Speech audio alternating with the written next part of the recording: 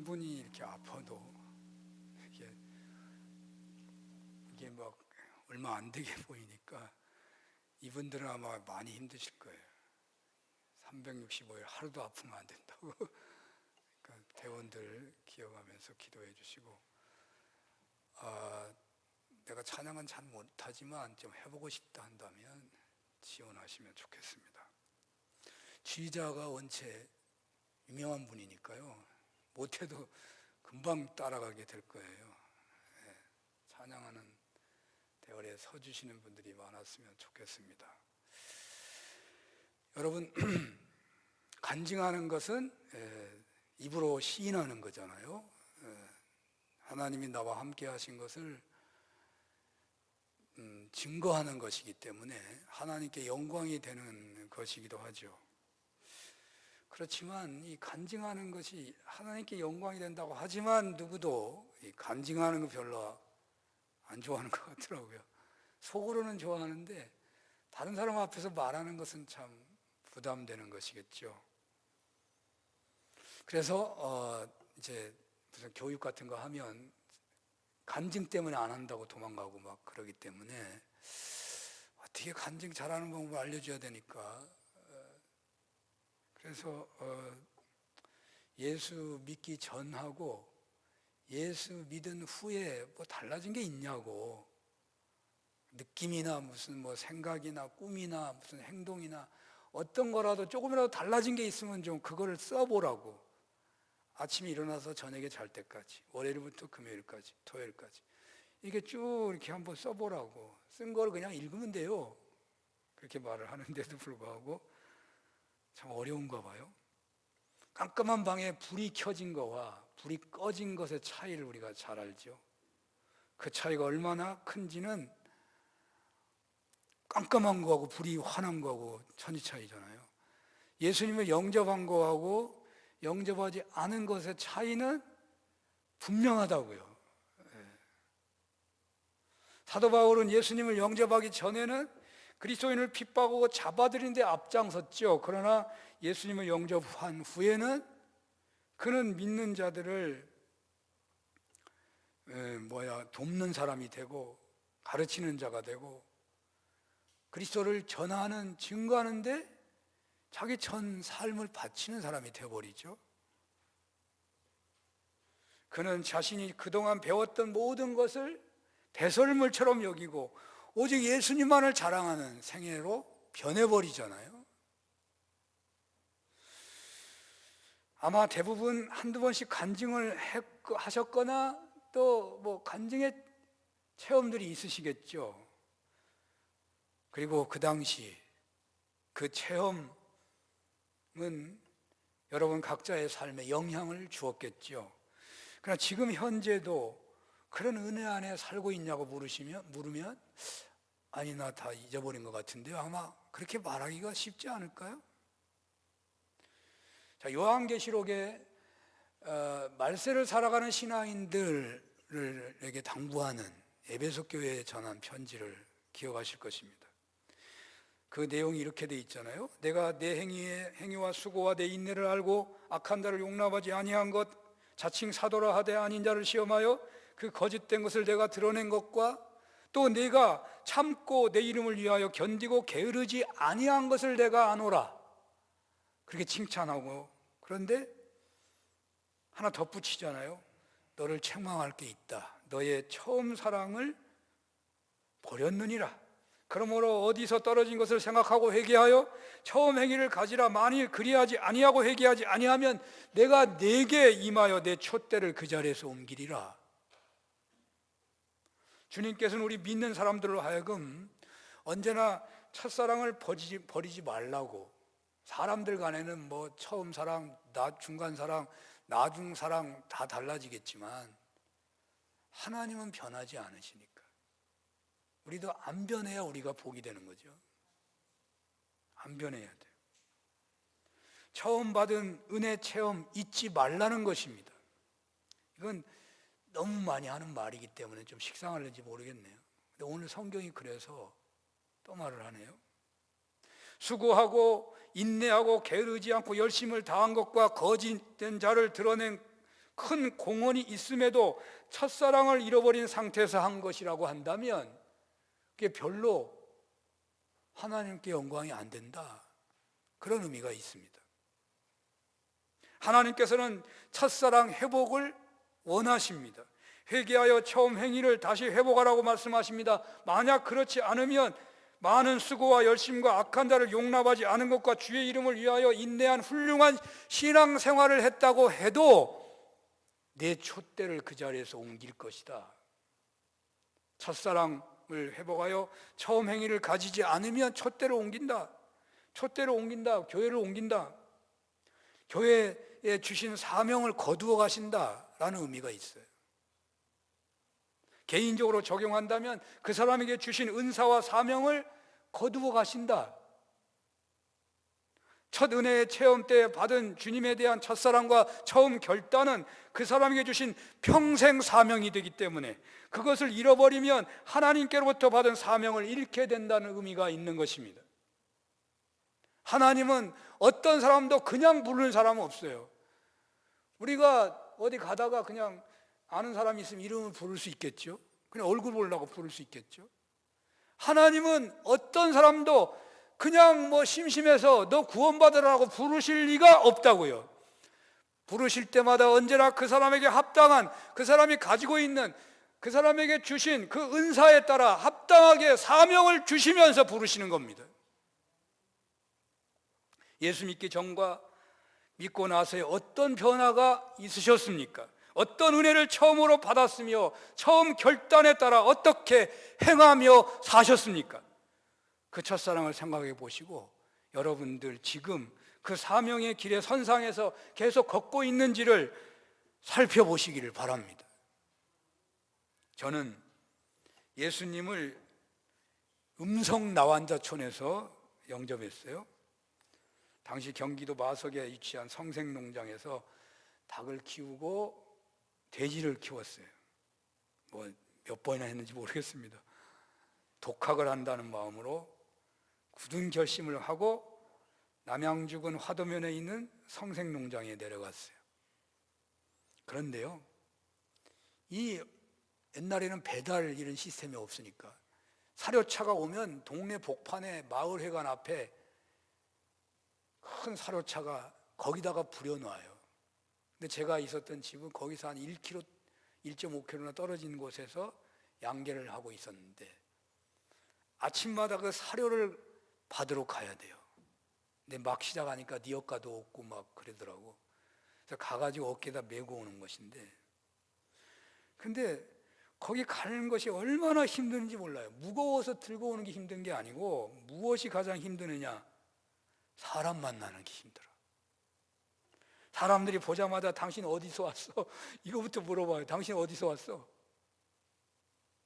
쥐구멍이라도 들어갈 마음에 어디로 숨어야 될지 몰라. 입이 떨어지질 않으니까. 서울에서 오기는 왔다는데 어떤 멀쩡한 놈이 나완자촌에 와서 일을 한다고?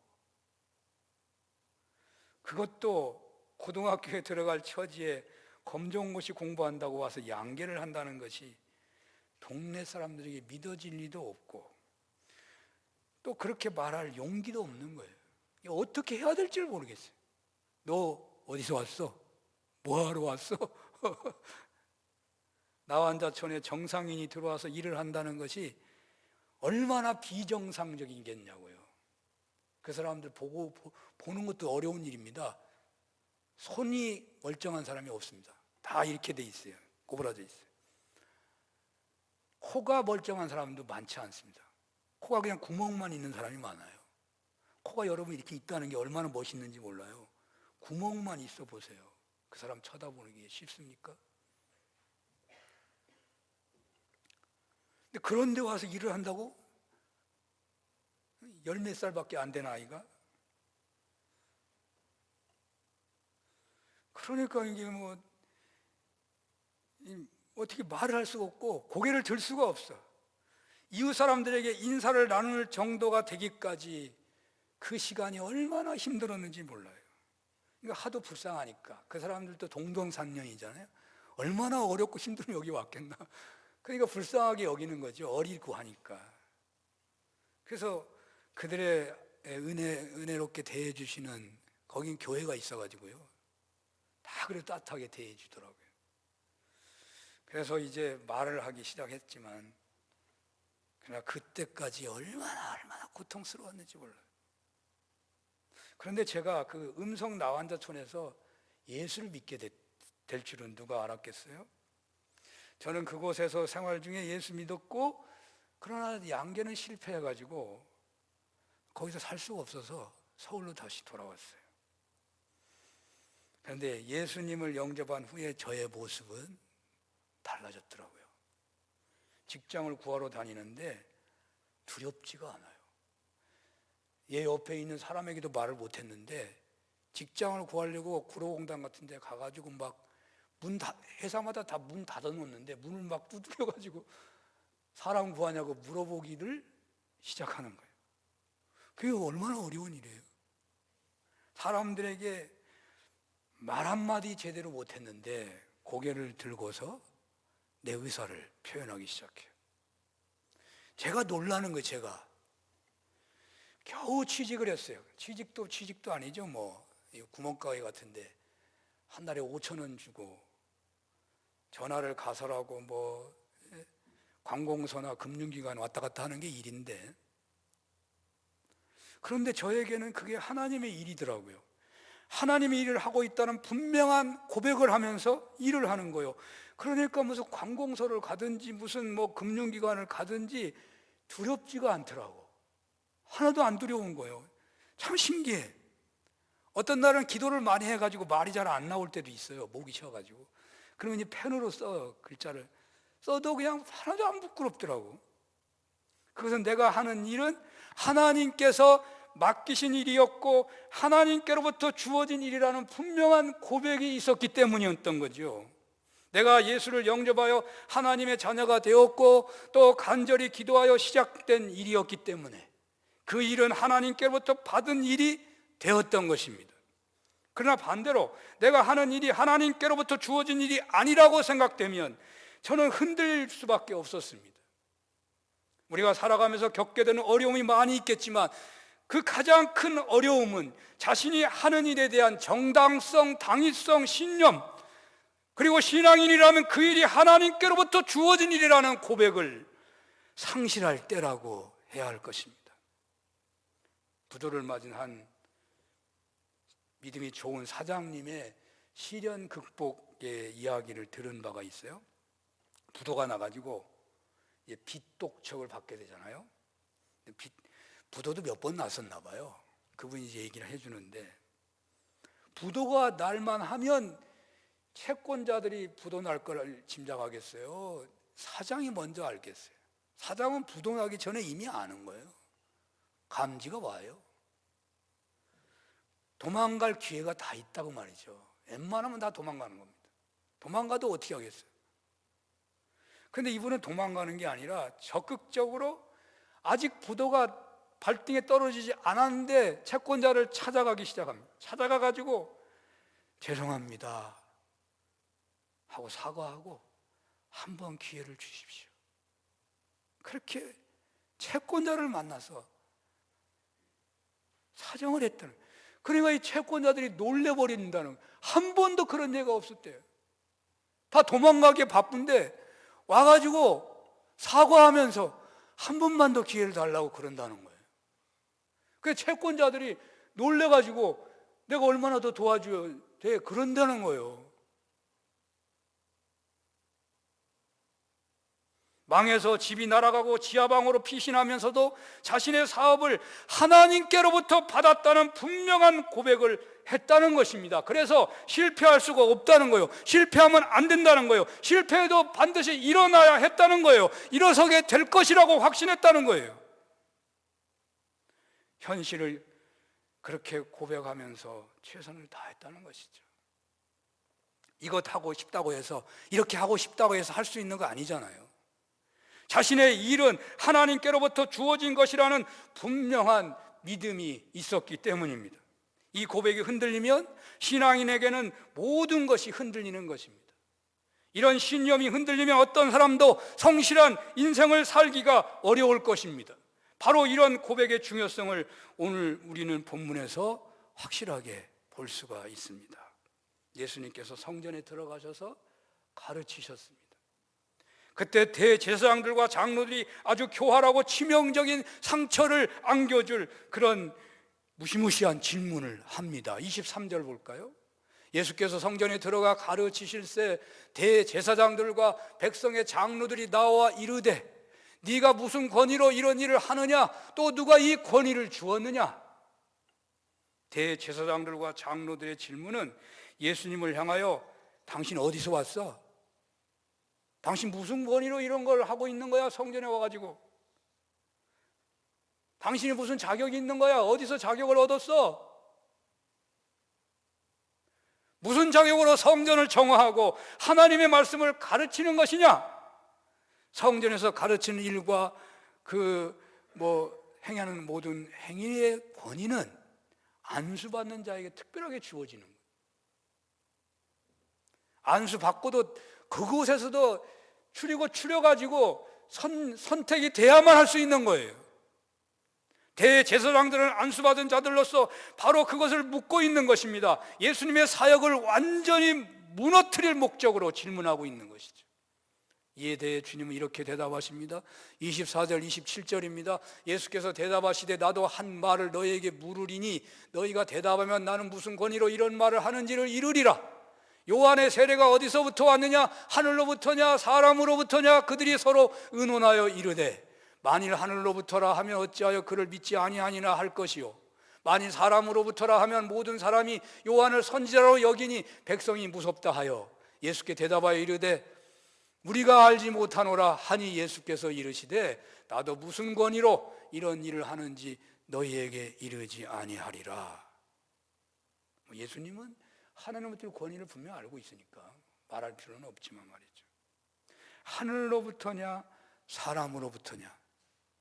나이가 좀 옛날부터 성경 읽어가지고 개역 성경에는 하늘로서냐 사람으로서냐 이 말이 더 익숙해서 제목을 하늘로서냐 사람으로서냐 이렇게 잡은 건데요. 우리가 하는 일이 사람에게로서냐면 사람에게서라면 어려움이 오거나 작은 시비가 있으면요 이내 지치고 낙심에 떨어지기가 쉬운 것입니다. 그러나 우리가 하는 일이 하늘로서 하나님께로부터 왔다고 한다면 어떤 공경에 처한다고 해도 아마도 목숨까지 내걸고서 그 상황을 돌파해 나갈 수가 있을 것입니다. 스데반의 죽음이 하나님께로부터 온 죽음이 아니었다면 그것은 시민들에게 혹세무민의 유언비를 퍼뜨리고 존경받는 지도자들을 과격하게 비판하다가 길거리에서 비참하게 돌에 맞아 죽었다고 할 것입니다. 그러나 스데반의 죽음은 하나님께로부터 받은 사명에 충성하다가 맞은 죽음이었기에 신자들의 가장 영광스러운 순교의 죽음이 되었던 것입니다. 스데반은 순교당하면서 저들이 자기가 하는 죄를 모르고 하니까 용서해달라고 했고 그의 얼굴은 천사처럼 되었다고 했습니다. 그의 죽음은 하나님께로부터 임한 것이었기 때문입니다. 그렇습니다. 성공이냐 실패냐 잘 될 것이냐 망할 것이냐 그것을 고민해야 되겠지만 그거보다 더 중요한 것은 하나님께로부터냐 아니면 나의 욕망의 산물이냐 하는 그런 성찰이 더 중요하다고 하겠습니다. 사랑하는 여러분, 여러분들이 하시는 일은 하나님께로부터 주어졌다고 믿어지십니까?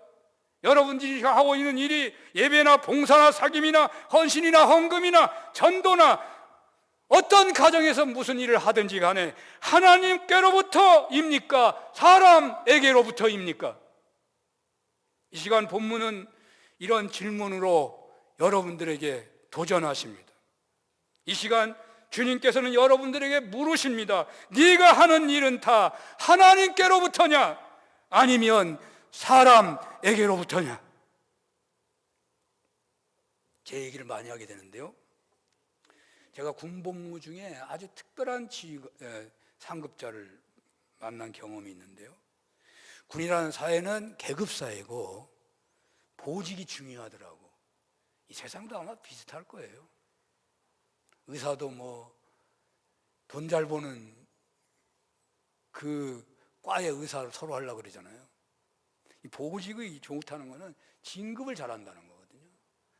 그러니까 군사에는 무슨 전투병과는요 진급을 잘해. 그 다음에 인사병과. 인사는 자기가 하는 거니까. 그리고 뭐 별 볼 일 없는 게 뭐 수송이나 무슨 시설 하는 사람들 진급도 잘 못해요. 통신 뭐 거의 진급 못해. 그런데 그 중에서 가장 현찮은 과가 있는데 정운과예요. 제가 정운과에 있었거든요. 정운과 들어보지도 못하셨을 거예요. 연대에 뭐 하다못해 통신도 자기 수하에 몇십 명씩 있는데 정운과는 소령 정도 되는데 자기 밑에 한 명이나 두 명밖에 없어. 지휘할 부하가 없는데 무슨 권한이 있겠어. 그러니까 그 사무실에 과장하고 저하고 아니면 제가 이제 병장 날 때는 이제 부사수 가르칠 사람 하나 있는 거예요. 3명이 있는 거예요. 2명밖에 없어. 그러니 얼마나 힘이 없어요. 여기서 부르면 가야 되고 저기서 부르면 따라가야 되고 내가 하는 일이 없어. 그러니까 아예 바쁘면 불러 일 시키려고. 너희들 할 일도 없는데 와서 일하라고 그러는 거예요. 그럼 과장이 뭐라고 하겠어요? 안 된다고, 바쁘다고 그렇게 할 수 있어요? 놀고 있는데.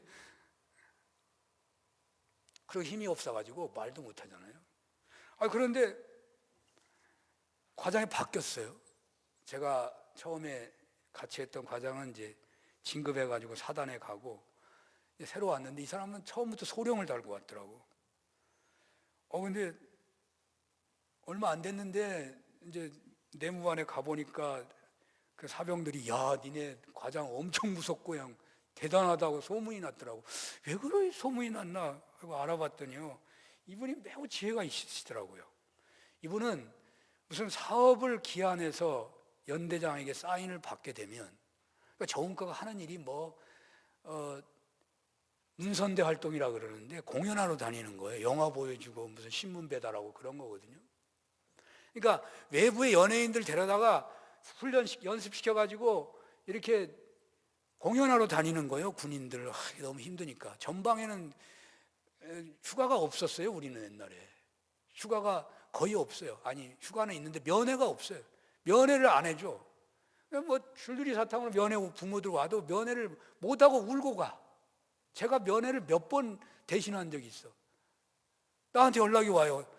누가 왔는데 좀 대신 만나주라고. 나는 또 신문 때문에 맨날 나가요, 바깥에. 그러니까 내가 대신 만나고 막 그런 적도 있어. 면회를 안 해주니까 얼마나 힘들겠어요. 그러니까 이 연예인들 데리고 다니면서 영화도 해주고 막 그냥 공연을 하는 걸 하거든요. 그런데 그거 한다고 하면 예하 부대에서 알았습니다 해요? 알았습니다 안 해요. 그건 해도 되고 안 해도 되고 진급하고 아무 관계 없어. 괜히 그거 와가지고 사고나 생기면 진급하지 못해. 그러니까 정운과가 하는 일이 잘 안 되는 거예요. 근데 이분은 기한을 딱 해가지고 연대장 사인이 딱 나면 그 사인을 딱 들고서 예하 부대 자기보다 높은 중령들, 육사 출신 이 사람들에게 아주 호통을 칩니다. 아주 강력하게 말합니다. 이것은 내가 하는 명령이 아닙니다. 연대장의 명령입니다. 예, 사인을 했으니까. 하급 부대이지만은 계급이 훨씬 높은 사람들을요 막 움직이는 거예요. 말을 어떻게 안 들어? 연대장이 사인을 했는데 사인을 안 했으면 몰라도. 그렇습니다. 하나님께로부터 온 것이라면, 하나님께서 사인한 일이라면 하나님이 책임지시지 않겠습니까? 우리는 하나님을 배경으로 성실히 일만 하면 되는 것입니다. 우리네 모든 삶의 영역이 하나님께로부터 주어진 것임을 분명히 고백하게 될 때 우리네 삶에는 능력이 임하는 것입니다. 이런 은혜가 있으시기를 축원합니다. 두 번째로 오는 본문은요, 두 아들에 대한 비유입니다. 한 사람에게 두 아들이 있었어요. 그 사람은 먼저 맏아들에게 가서 포도원에 가서 일을 하라고 했어요. 그런데 그 맏아들은 아버지 가겠습니다 하고 안 갔대요. 둘째 아들은 안 간다고 해놓고는 나중에 갔다는 거예요. 그래서 주님은 이 비유를 들고서 말씀하셔요. 근데 이 비유가 그냥 지어낸 비유기도 하겠지만은 이런 일이 많아요, 실제로. 큰아들은 이해를 잘합니다. 둘째는요, 이해 안 해요, 언제나. 근데 실제로 큰아들이 잘하지 못하고 흐지무지할 흐들뭉텅해. 근데 동생은 형이 하는 거 보고 나도 해야지 하고 와가지고는 더 열심히 하고 말이죠. 이제 경쟁해야 되니까. 근데 그런 예도 그냥 막 지어내는 건 아닐 거예요. 있을 수 있는 일이다 그 말이죠. 자, 주님이 비유로 이 말씀을 하시는 거예요. 그러면서 이 둘째는요, 그 당시에 예수님이 이 땅에 오셔서 복음을 전할 때, 아니 하나님이 예수님 오시기 전에 율법을 선포하실 때 먼저 믿은 사람들, 바리새인들, 대제사장, 서기관들, 그들이 큰아들이고 예수님 오셔가지고 예수님을 배척한 그들이 아니라 주님을 따라다녔던 그 땅의 사람들, 어렵고 힘든 사람들, 그들이 둘째 아들이라는 거예요. 그들은 처음에 오질 않았는데 나중에 왔다는 거예요. 그러면서 주님은 뭐라 그래요? 공생의 3년을 하나님이 주신 권세와 능력을 드러내시며 가르치고 기적을 베풀기까지 했는데, 하나님을 나타내 드러내 보였는데도 끝까지 예수님의 그리스도 되심을 거부하고 공격하는 그들에게 예수님의 최후 통촉과 같은 책망을 하세요. 세리와 창기가 너희보다 먼저 하나님 나라에 들어갈 것이다. 오늘 본문에서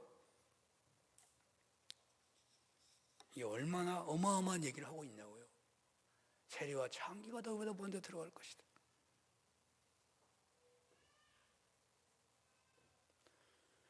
이게 중요한 것은 뭘 말하는 걸까요?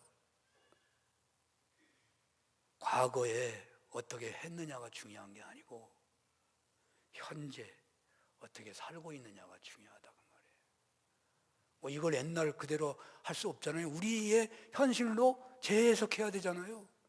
과거에 내가 부름받을 때 어떤 은혜를 받았느냐, 어떤 놀라운 체험을 했느냐, 과거에 어떻게 충성했느냐가 중요한 게 아니라 지금 어떻게 살고 있느냐가 중요하다 그 말입니다. 지금 순종하고 있느냐? 지금 하나님의 말씀에 순종하고 있느냐? 지금 첫사랑을 회복하고 처음 행위대로 주신 사명을 오늘 감당하고 살아가고 있느냐라고 묻고 있는 거예요. 오늘 본문은 첫사랑을 잃어버린 신자들에게 누가 아버지의 뜻대로 하였느냐고 묻고 있다고도 말할 수 있겠습니다. 첫사랑과 첫사명을 잃어버리고 그저 습관적으로 형식적으로 교리적으로 행동할 뿐인 오늘날의 오늘날의 신앙인들에게 이 말을 하고 있다고 믿어집니다. 그런데 오늘 본문은 절망스럽기보다는 가능성을 열어놓고 있어요. 세리와 창기만이 하나님 나라 가고 너희들은 못 들어가, 그렇게 하질 않고 세리와 창기가 먼저 들어가리라. 바리새인들, 그 주님을 배척하는 그들에게도 회개하기만 하면 너희도 나중에 들어갈 것이다, 그런 여지를 주고 계신다는 말이에요. 그러므로 이 시간 주님은 먼저 된 자들에게, 맏아들이 된 자들에게, 첫사랑을 잃어버린 신자들에게 회개하고 순종하는 자가 되라고 말씀하십니다. 하나님께서 처음 부르실 때 주셨던 사명을 기억하고 그 사명에 따라 살라고 말씀하시는 것입니다. 은혜 받으실 때 받은 사명이 무엇이었습니까? 그 사명이 나라와 민족을 위하여 기도하는 것이었습니까? 그 사명이 가정을 구원하는 것이었습니까? 그 사명이 약한 자와 장애인들을 섬기는 것이었습니까? 그 사명이 하나님을 몰라서 어둠 속에서 죽어가는 영혼들을 불쌍히 여기며 그들에게 복음을 전하는 것이었습니까? 가진 것이 없지만 그래서 나는 몸으로 교회에 충성하겠다라는 것이었습니까? 부자가 되어서 혹은 의사가 되어서 혹은 재벌이 되어서 가난한 자, 약한 자, 병든 자 섬기겠다는 것이었습니까? 이 시간 주님은 우리로 하여금 첫사랑 회복하기를 원하십니다.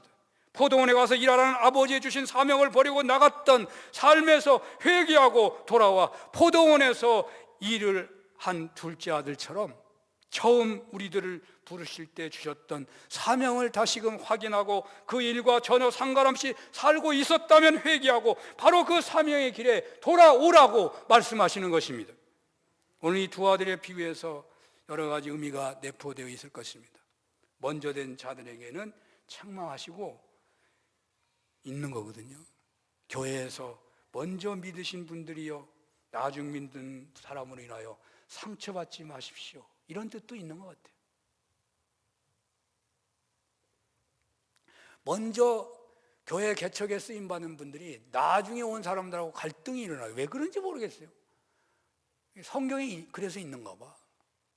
먼저 믿는 사람하고 나중 믿는 사람이, 나중 믿는 사람 열심히 하면 박수 쳐주고 회개하고 나도 열심히 하면 될 텐데, 야, 잠깐뿐이야, 그렇게 막 나서지 마. 얼마 안 돼서 금방 까먹게 될 텐데 뭐 그렇게 나서고 그래. 그렇게 말하는 거 아닌가요? 처음 사랑의 행위로 첫사랑을 회개하고 첫사랑을 회개로 회복해서 처음 사랑의 행위로 돌아가라고. 주님께서는 첫사랑과 첫사명을 회복하라고 하시는 겁니다. 첫사랑과 그 사명을 회복하여 그 사명에 따라 충성하라는 거예요. 그렇지 않으면 아무리 인내하고 성실하고 거짓 진리에 대항해서 몰아냈다고 하더라도 내 촛대를 옮기겠다고 하시는 것입니다. 좀 이상하잖아요. 왜 그래요? 첫사랑 잊어버렸다 하더라도 내가 그냥 인내하고 부지런하고 열심히 살아가는데, 하나님께서는요, 믿는 여러분들에게 처음부터 은사에 따라 사명을 주셨잖아요. 사명을 다시 회복하라는 거예요. 그 사명에 다시금 순종하라는 거예요.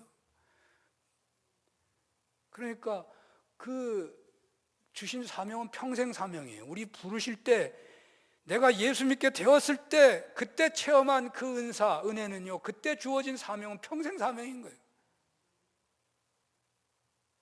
오늘 본문은 그래서 최고의 강조점은 처음 받은 사명, 그 사명에 따라 살고 있느냐.